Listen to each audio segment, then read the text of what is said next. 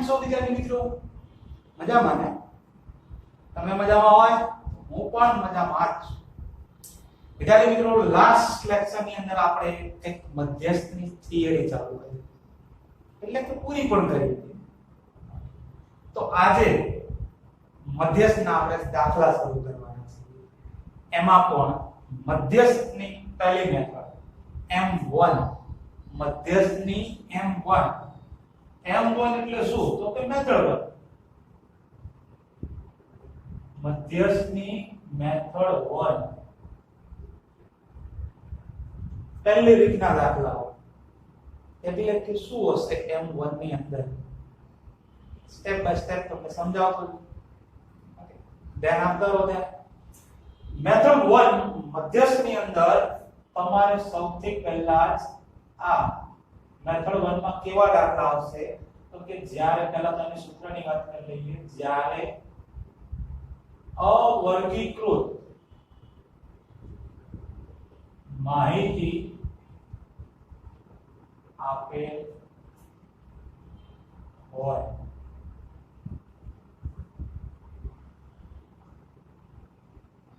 આવી રીતના દાખલા આજે ગણવાના છે. કે જ્યારે તમને અવર્ગીકૃત માહિતી, એટલે ખબર છે ને, ખાલી શું આપેલું હશે તમને? x કે પછી તમને xi તો અવલોકનો છે ને કે આપણે ગુજરાતીમાં અવલોકનો જ આપેલા હશે. તો કયું સૂત્ર વાપરવાનું એ પહેલા સમજાવી દઉં, પછી સ્ટેપ બાય સ્ટેપ દાખલા. જો કે તૈયાર તો છે જ ને સૂત્ર, પણ વાંધો નહીં, હવે મેથડ ચાલુ કરી છે તો સમજાવી પણ દઉં ને. તો કદાચ કોઈ ભૂલી ગયા હોય તો રિપીટેશન થઈ જાય.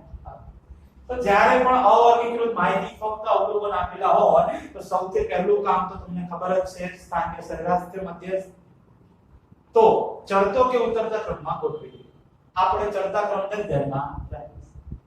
ચડતા ક્રમમાં ગોઠવાઈ જાય પછી તમારે સૂત્ર એપ્લાય કરવાનું કે m બરાબર n પ્લસ 1 ભાગ્યા મધ્યસ્થ કેટલા ભાગ કરે? 2. તો ભાગ્યા 2 માં અવલોકનોની કિંમત. બસ આ સૂત્ર એપ્લાય કરો, જોઈ લો અવલોકનમાં પહેલો આવે છે, જવાબ આવી ગયો. તો શું અઘરું છે? આ સૂત્રની મદદથી આપણે દાખલા શરૂ કરીએ છીએ. તો ફટાફટ તમે આવી જાઓ ઉદાહરણ 17 ઉપર, પેજ નંબર 85 પર આવી જાઓ અને એની રકમ વાંચો. ત્યારે રકમ હું લખવાનું નથી.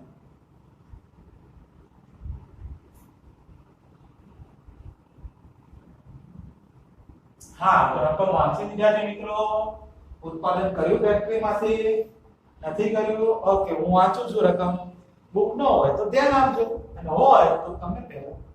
ઓકે, ઉદાહરણ 17 છે, પેજ નંબર 85. જુદા જુદા સપ્તાહમાં એક ફેક્ટરીના ઉત્પાદનમાં થયેલ એકમોની સંખ્યા આપી છે, અનુક્રમે આપેલી છે. અહીંયા લખેલું છે.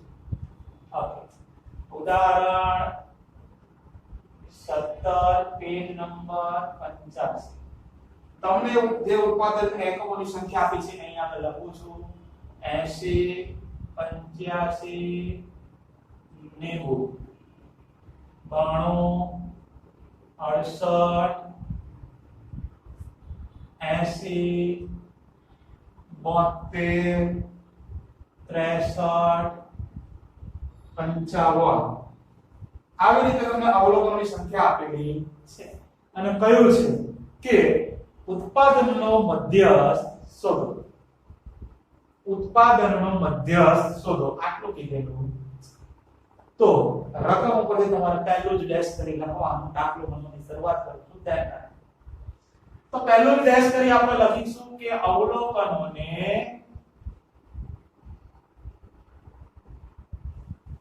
જોતા અવલોકનોને ચડતા ક્રમમાં ગોઠવતા. પહેલું જ ડેશ કરીને આ લખી દેવાનું, અવલોકનોને ચડતા ક્રમમાં ગોઠવતા. બોલો, ચડતા ક્રમમાં સૌથી પહેલા કિંમત કેવી આવે? તો કે નાની આવે. ચડવાનું ને, સીડી ચડવાનું, પહેલું બીજું ત્રીજું, જેમ જેમ ઉપર જઈએ એમ વધતા જાય. તો એ જ રીતે ચલો. તો અવલોકનોને ચડતા ક્રમમાં ગોઠવેલા, તો પહેલી નાની કિંમત બોલો. આ 55 ત્યાર પછી 5 ની લાઈનમાં બીજું કોઈ નથી પછી 6 ની લાઈન તો 6 માં તો 63 અને 68 બે છે તો એમાં પહેલા આવે 63 પછી 68 ચલો પછી 7 ની લાઈનમાં એક જ છે 72 પછી 8 ની લાઈનમાં ઘણા છે 80 80 બે વખત છે તો પહેલા 80 પછી બીજા 80 પછી આ 85 ચલો પછી 80 માં બીજું કોઈ છે 90 90 માં આ બે છે 90 અને 92 નવમી લાઈનમાં એમ 90 અને 92 રેવડી આમાં કે રૂલ છે નથી ને બધાને આવડે બસ તો પછી અવલોકન ગણી લો કેટલા થાય છે 1 2 3 4 5 6 7 8 9 એટલે કે n કેટલો થાય છે તમારો 9 મૂકી દો સૂત્ર શું શોધવાનું છે ઉત્પાદનનો મધ્યસ્થ તો તમે અહીં આગળ લખી શકો છો કે ઉત્પાદનનો મધ્યસ્થ બ્રેકેટમાં m બરાબર તમારે એમ ત્યાં ન લખો તો નીચે પણ લખી શકો છો ઓકે તો આપણે નીચે લખીએ બસ કોઈને ખોટું લાગતું હોય નથી લાગતું ને ઓકે તો વાંધો નથી ચાલો ઉત્પાદનનો મધ્યસ્થ સૂત્ર લખીએ m બરાબર n + 1 ભાગ્યા 2 માં અવલોકનોની કિંમત બરાબર ને નીચે બરાબર n + 1 n બોલે તો કેટલા છે 9 9 + 1 ભાગ્યા 2 આખું લખો પેલો દાખલો છે આખું લખો બસ માં અવલોકનોની કિંમત ચલો તો હવે તો આવડે જ છે ને કે કરવાની જરૂર ખરી 9 ને 1 ક્યાં છે દળાવનું આવડે 10 10 ભાગ્યા 2 10 ભાગ્યા 2 એટલે કે 5 તમારે સ્ટેપ વધારવું હોય તો વધારી દેજો ચાલો ને 10 ભાગ્યા 2 બસ માં અવલોકનોની કિંમત હોશ ને ઓકે તો આ બરાબર નીચે બરાબર હવે કરો 10 ભાગ્યા 2 બોલે તો આ 5 માં અવલોકનોની કિંમત કેવો આન્સર આવે છે 5 માં અવલોકનોની કિંમત 5 મો અવલોકન કયું છે આમાં નહીં જોવાનું ચડતા ક્રમમાં ગોતે એમાં જોવાનું 1 2 3 4 5 80 તો આપણો મધ્યસ્થ શું થશે 80 અને ઉત્પાદનની વાત છે એટલે કે 1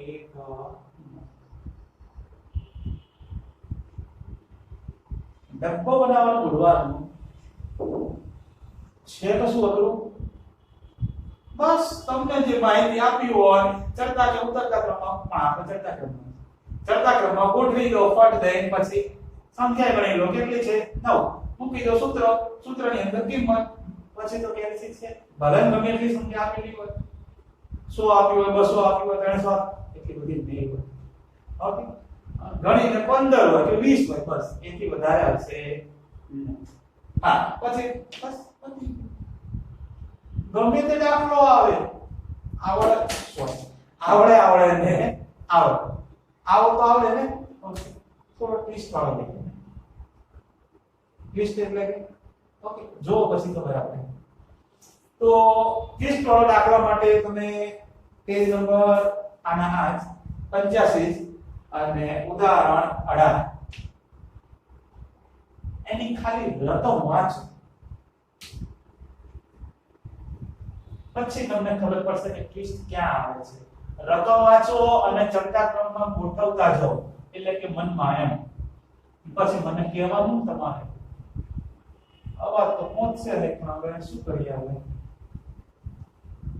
રકમ વાંચો ને ખાલી તમે તોય સારું છે શું શોધવાનું કીધું છે અને એ બધી ખબર પડવી પડે ને તો પછી મધ્યસ્થ શોધી જાય મધ્યસ્થ શોધવાનું હોય મધ્યસ્થ અને ઉતાવળમાં અત્યાર સુધી બધા મધ્યક ભણ્યા છે તો મધ્યક વંચાઈ જાય તો પછી ખોટો પડે ને દાખલો.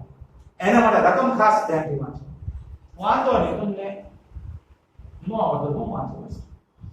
ઉદાહરણ એક ફેક્ટરી નથી ફેરીઓ છે સોરી. એક ફેરિયાના છેલ્લા 10 દિવસોનો નફો રૂપિયામાં નીચે મુજબ આપેલો છે અને નફાનો મધ્ય શોધવાનો. ઓકે તો હું તો યાર નફો લખું ને. ચલો તો નફાની અંદર તમને કંઈક એવું આપ્યું છે 261.5 258.5 260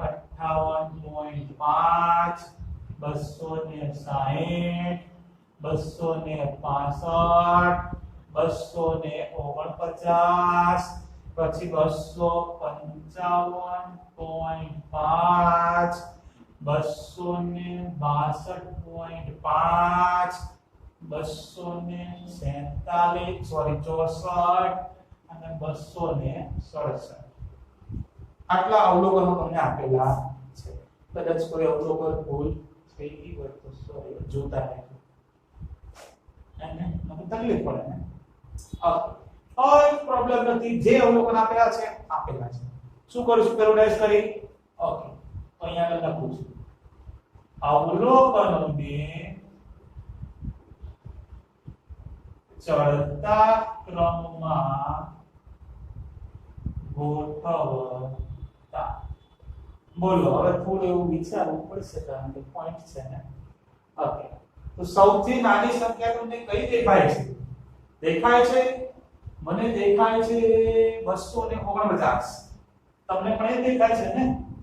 ઓકે બીજી કોઈ નાની દેખાતી હોય તો ભૂલતા રહેજો. 249 પછી 49 એટલે 4 ની લાઈનમાં કોઈ નથી. ચલો 5 ની લાઈનમાં એટલે કે 250 ની આસપાસ. તો 249 કરતા મોટા 57 છે 58 છે 55 છે બીજા કોઈ નથી. એટલે કે આ 255.5 ઓકે 255.5 255.5 કરતા સેજ મોટા હોય તો 257. ત્યાર પછી 57 પછી આ છે ને 58 બીજું તો કોઈ છે નહીં ને. ઓકે 258.5 પછી હવે 5 ની લાઈન વાળા પૂરા 6 ની લાઈન ચાલુ થાય છે તો 6 માં પહેલા શરૂઆતમાં આ 260. ચલો 260 કરતા સેજ મોટા હોય તો આ 261 સોરી 261.5 પછી 261.5 કરતા મોટા આ 262.5 262.5 કરતા સેજ મોટા કોઈ હોય તો 264 કરવાની. હવે આ 264 પછી થોડા એવા મોટા આવીએ તો આ 265 265 કરતા મોટા 267. હવે કોઈ બાકી છે થોડું વિચારવું પડે ને નકર તકલીફ પડે. તો હવે ગણી લઈએ સંખ્યા 1 2 3 4 5 6 7 8 9 10. તો અહીંયા લખી દો n બરાબર 10. જોઈ લો શું શોધવાનું છે. નફાનો મધ્યસ્થ હેડિંગ આપી દઈએ નફાનો મધ્યસ્થ n બરાબર બોલો સૂત્ર આવડે છે ને n + 1/2 માં અવલોકનોની કિંમત મૂકો તેના સૂત્રમાં કિંમત n બોલે તો 10 + 1/2 બસ માં અવલોકનોની કિંમત. હવે થોડો દાખલો સ્પીડમાં કરશે. બરાબર ને નીચે બરાબર 10 + 1 બોલે તો 11/2 માં અવલોકનોની કિંમત. 11/2 બોલે તો 5.5 માં અવલોકનોની કિંમત. ગોતો 5.5 આયો ટેસ્ટ જો તમને એવું અહીંયા આગળ છેલ્લે આવે કે પાંચમા અવલોકનની કિંમત જેમ હમણાં આવી પર મગજ નાખો તો ફરીથી આપણે પાંચમું અવલોકન કેવું થાય છે 1 2 3 4 5 260 આન્સર પૂરું છઠ્ઠું અવલોકન આવે આન્સર પૂરું ત્રીજું અવલોકન આવ્યું હોય 257 આન્સર પૂરું પણ અહીંયા આગળ શું આવ્યું 5.5 તો જ્યારે પણ આવો પ્રોબ્લેમ ઊભો થતો હોય તો એવરેજ કાઢવાનો 5.5 છે ને એક 5 છે અને 5 નું અડધું છે 5 કરતા ઉપરનો છે તો શું કરવાનું તો ધ્યાન રાખો અહીંયા આગળ લખું છું તમારે 5.5 નું અવલોકન જોવાનું છે તો અહીંયા આગળ લખવાનું 5મું અવલોકન વત્તા છઠ્ઠું અવલોકન ભાગ્યા 2 આવડે કે નો આવડે 5.5 છે પાંચમું અવલોકન વત્તા છઠ્ઠું અવલોકન ભાગ્યા જો તમારે રકમમાં એવું આવે કે 3.5 તો ત્રીજું અવલોકન વત્તા ચોથું અવલોકન ભાગ્યા 2 છે કે ગ્રુપ 9.5 આવે નવમું અવલોકન વત્તા 10મું અવલોકન ભાગ્યા 10 આવે ઓકે તો આવું કરવાનું પણ ક્યારે આવું કરવાનું પાછળ પોઈન્ટ પછી 5 આવવા જોઈએ હા આ ધ્યાન રાખજો વિદ્યાર્થી જો કે મધ્યસ્થમાં તો તમારે એ જ આવશે નો ડાઉટ પણ પોઈન્ટ 5 પાછળ હોવા જોઈએ પછી 3 પોઈન્ટ હવે આ દાખલામાં તમારે એવું આવે કે 5.6 તો પછી આવું થાય નહીં એ આવે ત્યારે હું તમને સમજાવીશ પણ મધ્યસ્થમાં તો તમારે આ રીતનું જ આવે પોઈન્ટ 5 જ આવે દરેક દાખલામાં મધ્યસ્થમાં બીજું કોઈ આવે 5 પોઈન્ટ આવે 3.5 આવે 10.5 આવે 20.5 આવે પણ પાછળ 5 આવે ને આવે જ અને પાછળ 5 આવે તો તમારે આવું જ કરવાનું જો તમારે આવું આવે કે 10.5 તો 10મું અવલોકન વત્તા 11મું અવલોકન ભાગ્યા 17.5 આવે તો 17મું અવલોકન વત્તા 18મું અવલોકન ભાગ્યા તો હવે તમને ખબર પડી ગઈ આ થોડો એવો ચેન્જીસ ઓફ દાખલો તો પાંચમું અવલોકન ગણી લો ને કયું છે 1 2 3 4 5 260 વત્તા છઠ્ઠું અવલોકન કયું છે 261.5 ભાગ્યા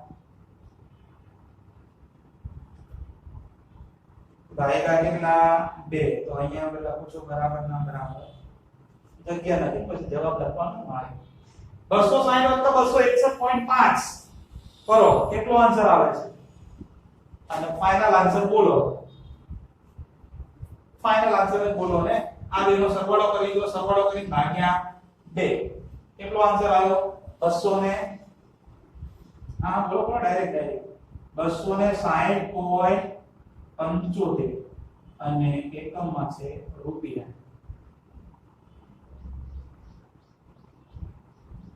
કેવી રીતે આન્સર આવ્યો 260 વત્તા 261.5 ભાગ્યા 2 એટલે તમને મળી જશે 260.75 રૂપિયા કારણ કે તમારે રૂપિયાની વાત ચાલે છે ને અહીંયા આગળ તમે ઉપર રકમ વાંચો એટલે ખબર પડી જ જાય કે શેની વાત છે કયો એકમ લખવાનું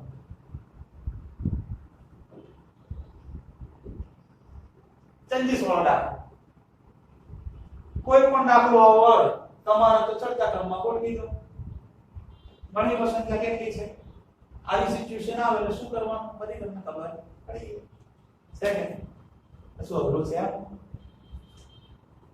થોડા એવા આગળ વધી હજુ થોડો ટ્વિસ્ટ વાળો દાખલો લઈએ ટ્વિસ્ટ વાળો એટલે કે હવે તો કોઈ ટ્વિસ્ટ આવવાનો નથી આ બે જ રીતનો ટ્વિસ્ટ હોય એક સાદા કે ડાયરેક્ટ જ તમને અવલોકન મળી જાય પાંચમું અવલોકન તો ગણી લો એ કે જવાબ અને બીજી આ સિચ્યુએશન 0.5 થતું હોય પાછળ તો પછી આવી રીતે પણ રકમ જે છે ટ્વિસ્ટ કરી પૂછે એવો દાખલો એટલે કે તમે હવે જોવો ને ઉદાહરણ આના પછીનું બોલો તો 18 ને પણ 19 અને પેજ નંબર તો 85 જ રાખેલા છે જો રકમ વાંચો સારો દાખલો છે ખરેખર સારો છે, ખોટું નથી કહેતો.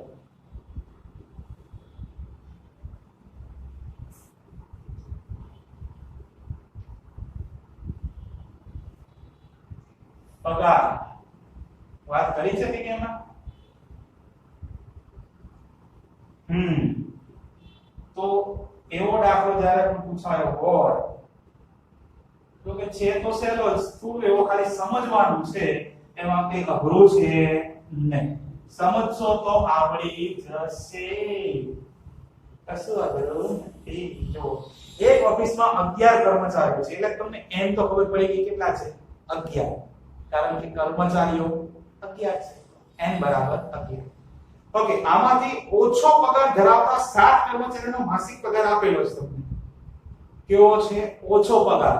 જેનો પગાર ઓછો છે એવા 7 કર્મચારીઓ આપેલા છે. પછી બધા કર્મચારીનો માસિક પગારનો મધ્યસ્થ કેટલો એ આપણે શોધવાનું છે. પહેલા તો 7 જે છે ને તમને કર્મચારીનો પગાર આપેલો છે. સૌથી ઓછા કર્મચારીનો પહેલા તો જે આપ્યો છે એ આપણે લખી દઈએ. જે આપ્યો છે રકમના એ પહેલા હું લખું છું, ધ્યાન રાખજો. તો પહેલા તમને 4500 આપેલા છે, પછી 2100 રૂપિયા, પછી 3400 રૂપિયા, પછી 2500 રૂપિયા, પછી 4200 રૂપિયા, 4200 પછી 1500.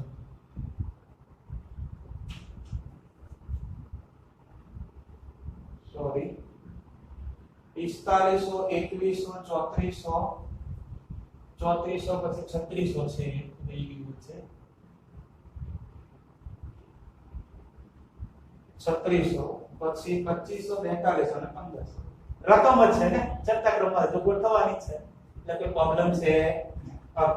અને બધા કર્મચારીઓનો માસિક પગારનો મધ્યસ્થ શોધવાનો છે. 11 નો આટલાનો માસિક પગારનો મધ્યસ્થ શોધવાનો નથી, 11 કર્મચારીનો શોધવાનો છે. તો હવે આ જે પગાર છે 7 કર્મચારીનો, આ પગાર કેવો છે કે જે કર્મચારીનો પગાર માસિક ઓછો છે, ઓછા પગાર ધરાવતા 7 કર્મચારીઓ આપેલા છે. તો આનો મતલબ તો તમને ખબર પડે ને કે 7 આ જે કર્મચારીનો પગાર છે એ ઓછો છે. ટોટલ કર્મચારીઓ કેટલા? 11. 11 માંથી 7 નો જે ઓછો પગાર ધરાવતા આપેલા છે, તો બાકીના 4 કર્મચારીનો પગાર કેવો હોય? બધાને ખબર પડે જ નહીં. આમનો 7 કર્મચારી એવા છે કે એનો પગાર ઓછો છે, તો બાકીના 4 કર્મચારીનો પગાર કેવો હોય? વધારે જ હોય. આ તો બધાને ખબર પડે, આમાં કઈ વધારે મગજ દોડાવવાની કોઈ જરૂર છે નહીં. 7 કર્મચારીનો પગાર ઓછો છે, તો બાકીના 4 કર્મચારીનો પગાર તો વધારે જ હોવાનો ને, ખબર પડે ને.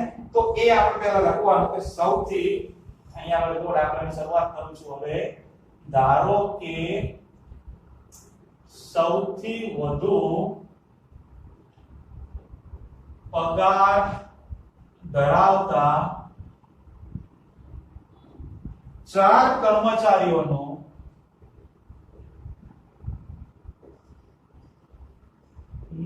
માસિક પગાર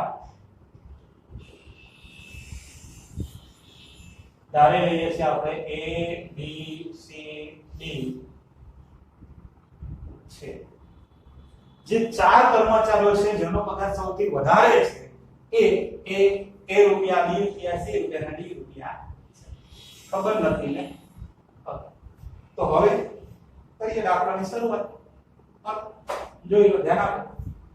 7 કર્મચારીઓ આ છે, 4 કર્મચારીઓ આ છે, પણ આ 7 કેવા છે? ઓછા પગારવાળા, આ 4 વધારે પગારવાળા. પણ દાખલો શરૂઆત કરીએ આપણે જેમ કરીએ છીએ એમ.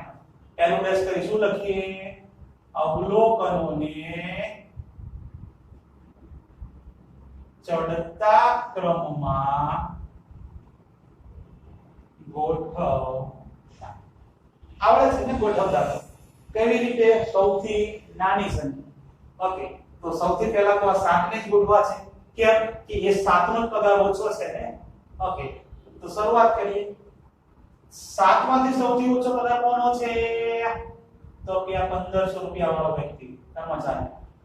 તો આ પહેલા 1500. ચલો 1500 થી વધારે થોડો કોનો છે 2100 રૂપિયા. 2100 કરતા વધારે 2500. ચલો બે ની લાઈન પૂરી. પછી 3 ની અંદર 3400 અને 3600 એટલે પહેલા આવે 3400 પછી આવે 3600. ઓકે પછી 4 ની લાઈન એમાં 4500 અને 4200 એટલે પહેલા આવે 4200 પછી આવે 4500. 1 2 3 4 5 6 7. ઓકે આ 7 આપણે ગોઠવી. હવે આ ચાર કર્મચારીનો પણ પગાર છે પણ એ કેવો છે સૌથી વધારે. તો વધારે વાળા તો પાછળ જ આપણે A B C D તો મૂકી દઈએ A B C D. કેમ? તો કોનો પગાર કેટલો એ તો ખબર નથી પણ વધારે છે એટલે એ તો ખબર જ હોય કે ચડતા ક્રમમાં ગોઠવીએ તો વધારે મોટી કિંમત ક્યાં આવે? પાછળ જ આવે. આ 4500 સુધીની બધી કેવી છે? ઓછા પગાર વાળી નાની કિંમતો. તો બાકીની ચાર જે છે 4500 કરતા વધારે જ હોય તો વધારે આપણે પાછળ મૂકી દઈએ જેમ આવતું હોય. આપણે તો ખાલી ક્રમમાં ગોઠવવાથી મત પડે. ઓકે ગણી લો કેટલા થાય તો કે n બરાબર 11. શું શોધવાનું કીધું છે? કર્મચારીઓનો માસિક પગારનો મધ્યક. અહીંયા આપણે લખી દેવાનું કે બધા કર્મચારીઓના માસિક પગારનો મધ્યસ્થ. એટલે આવ લખતા આવડે ન આવે. મૂકી દો સૂત્ર n બરાબર n + 1 ભાગ્યા 2 માં અવલોકનોની કિંમત બરાબર એની છે બરાબર. તમારે તો ખાલી કિંમત જ મૂકવાની છે. n બોલે તો 11 1 ભાગ્યા 2 માં અવલોકનોની કિંમત. 11 1 ભાગ એટલે કે 12 ભાગ્યા 2 માં અવલોકનોની કિંમત. 12 ભાગ્યા 2 બને તો 6 માં અવલોકનોની કિંમત. તો જોઈ લો ત્યારે અહીંયા તો ડાયરેક્ટ જ આવી 6. છઠ્ઠા અવલોકનની કિંમત 1 2 3 4 5 6 કેટલી? 42. તો અહીંયા ગણા 42 અને પગાર રૂપિયામાં છે તો રૂપિયા.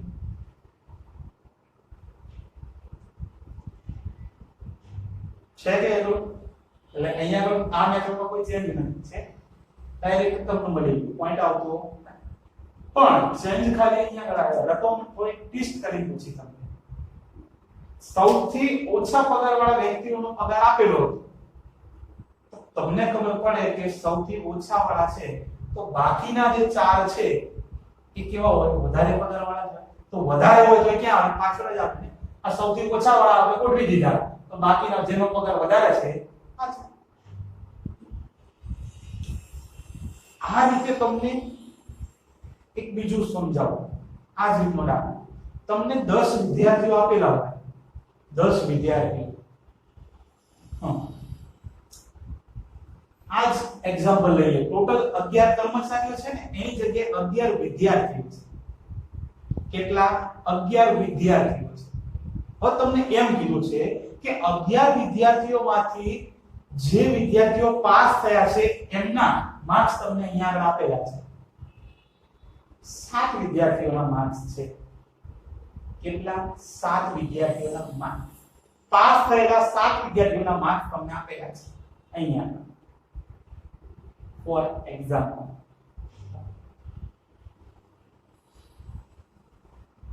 પાસ થયેલા વિદ્યાર્થીની વાત કરીએ તો અહીંયા આગળ જો તમને ખાલી સમજાવી દઉં તો અહીંયા આગળ 2 મિનિટના કાઢી દઈએ આપણે. આ 45 21 36 ચલો હવે તો ખબર પડશે.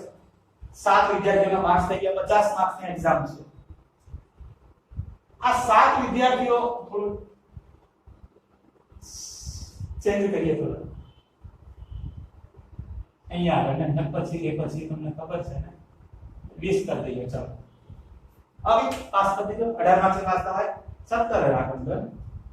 17 કઢાય. જે વિદ્યાર્થીઓ પાસ થયા છે એના માર્ક્સ આપેલા છે. તમને કીધું છે 11 વિદ્યાર્થીઓનો મધ્ય ગુણના મધ્યસ્થ શોધો. એટલે કે બધા વિદ્યાર્થીઓનો ગુણનો મધ્યસ્થ. બધા એટલે 11 નો શોધવો પડે. તો તમારે મગજ દોડાવવાનું કે જે વિદ્યાર્થીઓ અહીંયા પાસ થયા છે એના માર્ક્સ છે આ 7 વિદ્યાર્થીઓ પાસ થયા છે 7 ના માર્ક્સ આપેલા છે તો તમારું મગજ એટલું તો દોડે કે જે 4 વિદ્યાર્થીઓ નાપાસ થયા છે તો એના માર્ક્સ કેવા હોય પાસ થયેલા કરતા ઓછા જ હોય ને આટલું તો ખબર પડે કે ન પડે બધાને ખબર પડે સ્વાભાવિક છે ને તો હવે શું થશે તમારે ચર્ચા ક્રમમાં ગોઠવવાના થાય તો જે વિદ્યાર્થીઓના માર્ક્સ ઓછા છે એટલે કે નાપાસ થયા છે નાપાસ એટલે ઓછા જ હોય આમના કરતા તો એમને પહેલા ક્યાં ગોઠવવા પડે સૌથી પહેલા આવે ને સૌથી છેલ્લે આવે નહીં તો જે ABCD તમે પાછળ લખ્યા છે કેવા આવે આગળ આવે ABCD પછી આને ક્રમમાં ગોઠવવાના કેમ તો કારણ ખબર પડી ને અહીંયા આગળ સૌથી વધારે પગારવાળા હતા તો ચડતા ક્રમમાં તો સૌથી ઓછા આવે પહેલા તો ઓછા લખ્યા ત્યાં આગળ વધતા ચડતા ક્રમમાં ગોઠવીએ સૌથી વધારે વાળા પાછળ લખ્યા અહીંયા આગળ શું થાય છે વિદ્યાર્થીઓની વાત છે નાપાસની વાત હોય તો જે પાસ થયા છે એના માર્ક્સ તો વધારે જ કહેવાય તો મોટી સંખ્યા વધારે તો પાછળ જ આવે જે નાના હોય એ આગળ આવે ખબર પડે છે ને કહેવાનો મતલબ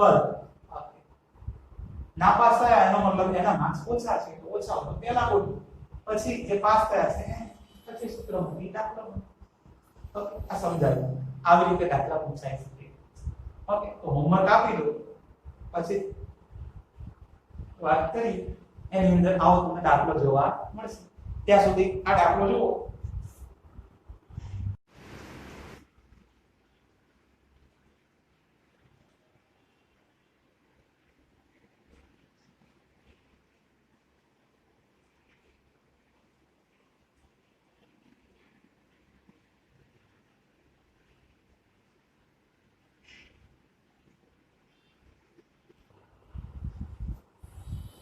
હા તો વિદ્યાર્થી મિત્રો તમે આજનું હોમવર્ક જોયું ઓકે પ્રેક્ટિસ કરતા રહેજો તો સારું રહેશે તમારા માટે ના તો બસ બધું ભેગું થશે ઓકે સારા એવા ટ્વિસ્ટ વાળા પણ દાખલા આની અંદર છે જે ચારેક દાખલાઓ છે એમાં ઓકે તો મળીએ ત્યારે નવા વિડિયોમાં નવી મેથડ સાથે મેથડ 2 ની અંદર ત્યાં સુધી Tata bye bye see you please take care